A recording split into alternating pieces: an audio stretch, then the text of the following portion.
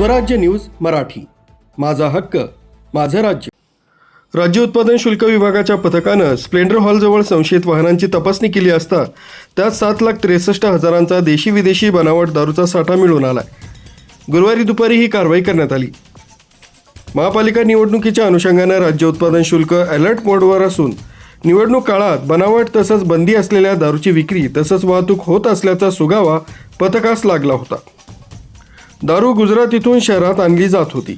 दारूच्या 2,796 बाटल्या तसंच प्रत्येकी 24 टीनचे 2 बिअरचे बॉक्स जप्त करण्यात आले। या कारवाईत एक कार जप्त करण्यात आली। कारमध्ये वेगवेगळ्या कंपन्यांची बनावट दारू जप्त करण्यात आली।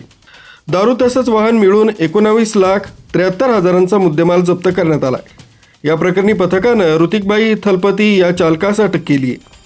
त्याच्याकडे वाहनांच्या बनावट नंबर प्लेट देखील मिळून आल्या।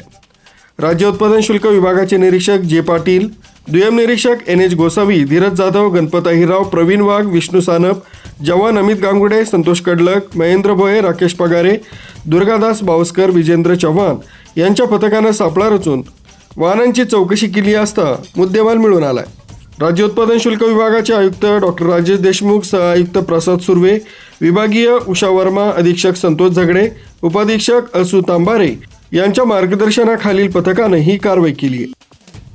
न्यूज ब्युरो, स्वराज्य न्यूज मराठी, नाशिक।